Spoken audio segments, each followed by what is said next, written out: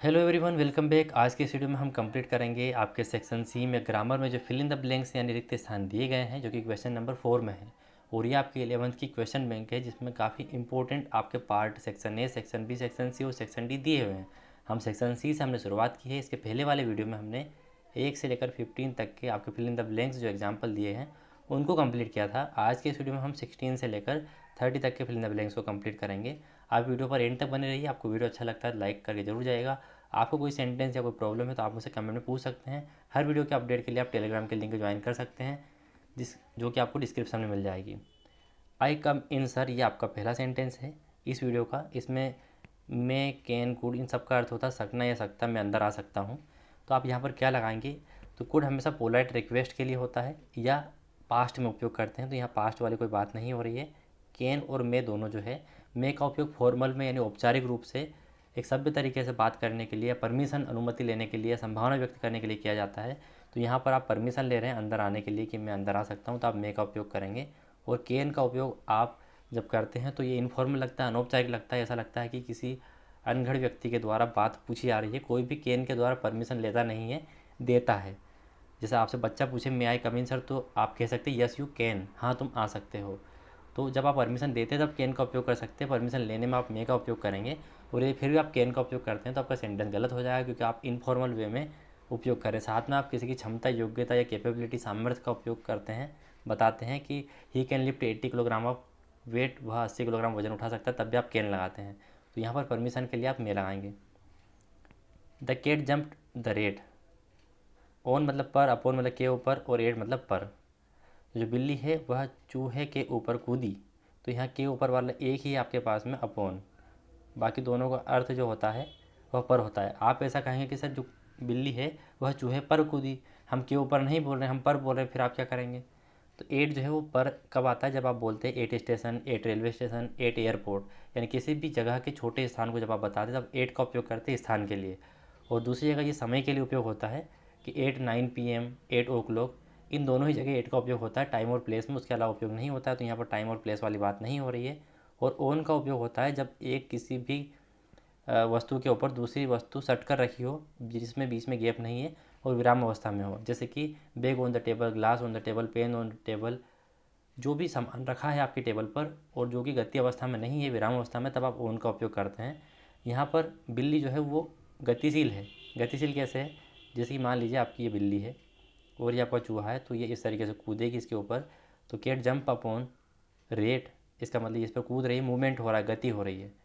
या फिर ये जो बिल्ली है ये एक टेबल पर कूद रही है, तो the cat jump upon the table, तो ये यहाँ से कूद कर जा रही, पहले से नहीं थी यहाँ पर, इसलिए आप यहाँ पर क्या लगाएंगे? अपॉन लगाएंगे। तो यहाँ रेट हो सकता है, डॉग हो सकता है, टेबल हो सकता है। Sarita did not come to school, Sarita school नहीं आई। सी वाज इल, वह बीमार थी। बिकॉज का मतलब होता है क्योंकि, सो का मतलब होता है इसलिए, और दो का मतलब होता है यद्यपि या फिर भी। तो यहाँ पर पूछा गया कि सरिता जो है स्कूल नहीं आई क्योंकि वह बीमार थी, ऐसा हम सेंटेंस को बोलेंगे तो बिकॉज यहाँ पर सही हो जाएगा। इसलिए वह बीमार थी, ये गलत हो जाएगा। फिर भी वह बीमार थी, यह भी गलत हो जाएगा। आप जब उसको बोलेंगे, पढ़ेंगे तो आपको अजीब लगेगा।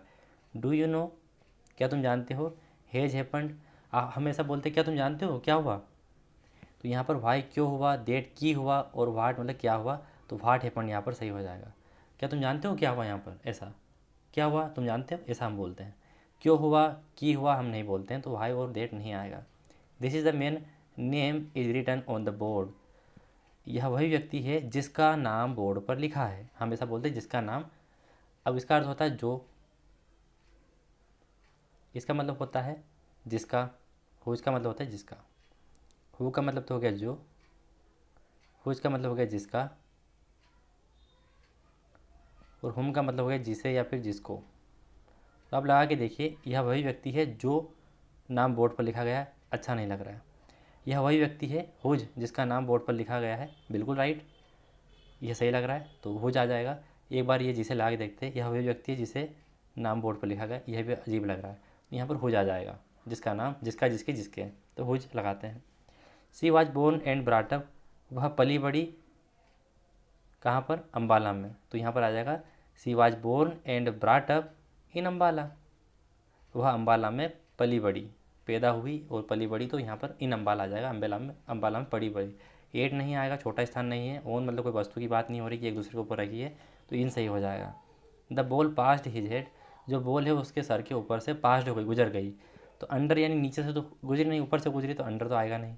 ओवर का मतलब ऊपर होता है और एबो का मतलब ऊपर होता है। तो एबो आप तब लगाते हैं जब कोई चीज़ आपके ऊपर है, आपसे टच नहीं हो रही लेकिन स्थिर अवस्था में है, तब आप एबो लगाएंगे। लेकिन जो बॉल है वह किसी व्यक्ति जो कि खड़ा है मान लीजिए यहाँ पर, तो वो ऐसे ही मान लो गुजर के गई, तो वो यहाँ से किसी ने फेंकी होगी, तो ऐसे ऐसे ऐसे गुजर के गई वो। तो बताओ ये इसके ऊपर गतिशील अवस्था में होगी या नहीं होगी, तो इसका मतलब हम ओवर लगाएंगे। जब आपका प्लेन वगैरह भी आपके छत के ऊपर या सर के ऊपर मंडरा रहा होता है, हावरिंग कर रहा होता है, तब आप ओवर लगाते हैं। एबो तब लगाते हैं जब आपकी ऊपर वाली जो बॉल है यह लटकी होती विराम अवस्था में, तब। तो अभी यहाँ पर ओवर आ जाएगा। 23 नंबर का आप देखिए, he walk fast when he was young, जब वह जवान था मतलब छोटा था तब वह तेज़ दौड़ सकता था। अब यहाँ देखिए वाज यानी पास्ट वाली बात हो रही है। में और कैन जो है ये प्रेजेंट में उपयोग करते हैं, पास्ट में उपयोग नहीं करते हैं। कुड का उपयोग पास्ट में करते हैं। तो he could walk fast when he was young, वह जो है तेज़ चल सकता है जब वह छोटा था, ऐसा कहा जा रहा है। तो सकने वाली बात तो सभी कह रहे हो, तो यहाँ पर कुड सही हो जाएगा। और आप सभी जानते हैं किसी भी व्यक्ति या बच्चे या किसी भी आप जब एबिलिटी कैपेबिलिटी सामर्थ्य या उसकी शक्ति की बात करते हैं तब आप कैन या कुड लगाते हैं। तो आप कैन लगा सकते थे यदि ये वाज या पास्ट नहीं होता, प्रेजेंट होता, ही इज़ यंग, तो आप कैन लगा सकते हैं। यहाँ पर ही वाज यंग है इसलिए आपको कुड लगाना होगा, पास्ट वाला रूप। अब यहाँ देखिए आप, यू स्टॉप स्मोकिंग, तुम्हें जो है धूम्रपान रोकना चाहिए। आप यहाँ पर सलाह दे रहे हो, सलाह में हमेशा शुड का उपयोग करते हैं। मस्ट जो है कंपल्सन मजबूरी के लिए होगा, कि अगर तुमने बोल दिया यू मस्ट स्टॉप स्मोकिंग, मतलब तुम कोई बड़े होंगे उसके ऊपर और तुम उसको बोल रहे हो कि तुम्हें स्मोकिंग रोकनी होगी वरना खूब पीटोगे, ऐसा। तो कोई मजबूरी वाली बात यहाँ पर शो नहीं हो रही। आप किसी को सलाह दे सकते हैं कि तुम्हें धूम्रपान बंद करना चाहिए, तो छूट आ जाएगा। मोहन वाज फाइंड, मोहन को जो है फाइंड करना पड़ा हिज मिसडीडेड, जो उसने कुकर्म किए उसके लिए। तो मोहन को जो है फाइन भरना पड़ा, तो किसके लिए, जो उसने गलत काम किए, मिसडीड किए उसके लिए। तो फार यानी के लिए, आप मतलब का के टू यानी से, तो यहाँ के लिए यानी फार सही हो जाएगा, कि उसने जो गलती की उसके लिए उसको फाइन करना पड़ा था। तो यहाँ पर फार आ जाएगा, के लिए वाली बात आ रही है बोलने पर, इसलिए। अब यहाँ पर रोहित प्रीफर मिल्क टी। अब यहाँ पर 8 का मतलब होता है पर, 2 का मतलब होता है से, और ओन मतलब होता है पर। तो जो रोहित है वह मिल्क प्रीफर करता है टी के बजाय। तो जब भी प्रीफर आपको दिखे और दो नाउन दिखे जिनमें कंपैरिजन होगी होगी, तो इनके बीच में हमेशा टू आएगा, कि वह टी के बजाय मिल्क को प्रीफर करता है। कौन, रोहित। तो प्रीफर्स के बाद एक नाउन आएगा, फिर अलग से एक और नाउन आएगा, दोनों के बीच में आपको टू लगाना है। यहाँ पर वाटर एंड टी हो सकता है, टी एंड कॉफ़ी हो सकता है, लेकिन प्रीफर के बाद दो नाउन रहेगी और आपको कंपेरिजन करने के लिए बीच में टू लगाना होगा। ही डाइड मलेरिया, तो डाइड यानी कोई भी व्यक्ति किसी बीमारी से मरता है, तो यहाँ डाइड लिखा है, डेथ लिखा है, कुछ भी लिखा है, और आगे एक बीमारी का नाम लिखा है जिससे वो मर चुका है, तो फिर आप लिखाएंगे डाइड ऑफ मलेरिया, है ना। वह मलेरिया से, आपको लग रहा होगा कि हम फ्रॉम लगाएंगे, ही डाइड फ्रॉम मलेरिया, वह मलेरिया से मर गया, लेकिन जो फ्रॉम का आप उपयोग करते हैं वो आप किसी स्थान से लौटने के लिए करते हैं, जैसे कि I am coming from school, में स्कूल से आ रहा हूँ। या फिर लीव्स ब्रोकन फ्रॉम ट्री, जो पत्ते हैं वह पेड़ से टूट चुके हैं। तो अलग होने वाली बात होती है, या कहीं से आप लौट रहे हैं तब भी अलग होने वाली बात होती है, तब आप फ्रॉम लगाते हैं। ऑफ का उपयोग यहाँ पर आप करेंगे डोइट के बाद, सॉरी डाइट के बाद हमेशा फिक्स प्रीपोजिशन ऑफ आती है, तो यहाँ पर डाइट ऑफ मलेरिया हो जाएगा। और वह मलेरिया के लिए मरा, तो यह तो बिल्कुल नहीं आएगा, ऑफ यहाँ पर सही रहेगा। You can write a pencil, आप आपकी पेंसिल के द्वारा लिख सकते हैं, तो आप बाय करेंगे कि के द्वारा आता है सर, लेकिन ऐसा नहीं है, यहाँ पर बाय नहीं आएगा। यहाँ पर विथ आ जाएगा, पेंसिल पर लिखते हैं तो ये तो बिल्कुल नहीं आएगा, विथ आएगा, क्योंकि जब भी आप किसी भी इक्विपमेंट औजार का इस्तेमाल करते हैं, जैसे कि नाइफ, पेंसिल, पेन, और इनकी सहायता से या इनकी हेल्प से आप कोई काम करते हैं, जैसे कि ही कट्स वेजिटेबल्स विथ नाइफ, वह जो है सब्जियों को नाइफ यानी चाकू की मदद से काटती है, या चाकू से काटती है, आप ऐसा भी बोलते हैं, चाकू के द्वारा काटती है, तब भी आपको विथ लगाना है। यानी जो भी यहाँ पर इक्विपमेंट औजार रहेंगे उनके पहले विथ आ जाएगा। You can write with a pencil, तुम एक पेंसिल की मदद से या फिर पेंसिल से लिख सकते हो। क्लियर है, तो यहाँ पर विथ आ जाएगा। The weather was cold but there was wind, जो वेदर है वह ठंडा था परंतु वहाँ पर कोई भी हवा नहीं थी। तो कोई भी हवा में आप सोच रहे होंगे कि एनी लगा देंगे, लेकिन नहीं, यहाँ पर आपका सेंटेंस जो है नेगेटिव नहीं है, यहाँ पर आपको नाट नहीं दिख रहा और क्वेश्चन वाला नहीं दिख रहा, इसलिए आप एनी नहीं लगाएंगे। नो और नन में से आपका नो आ जाएगा, क्योंकि जब भी आपका नो आता है तो उसके बाद में नाउन आती है, और नाउन आपके पास अवेलेबल है विंड, तो आप यहाँ पर लगा दें देयर वाज नो विंड, वहाँ पर कोई हवा नहीं थी, और आपका सेंटेंस भी सही हो रहा है, नन यहाँ पर नहीं आएगा। अब आज के वीडियो का अंतिम सेंटेंस है नो सूनर। नो सूनर आपने देखा होगा कि नो सूनर जब भी आप लिखते हैं तो नो सूनर के बाद में ऐसा डॉट डॉट होता है और फिर देन होता है THAN। तो नो सूनर यहाँ मिल गया और देन यहाँ पर होना चाहिए था जो कि यहाँ पर है। तो THAN वाला आपको लिखना है कि जैसे ही थीप ने पुलिस को देखा ही रेन अवे, वह भाग गया, वैसे ही वह भाग गया, तो यहाँ पर देन आ जाएगा। इसके बाद वाले जो सेंटेंस है आपके हम 3 नंबर वाले वीडियो में करेंगे। आई होप आपको ये सब समझ में आ गए होंगे। फिर भी आपकी कोई क्वेरी है तो आप कमेंट में पूछ सकते हैं, नहीं समझ में आया तब आप इंस्टाग्राम पर मैसेज कर सकते हैं।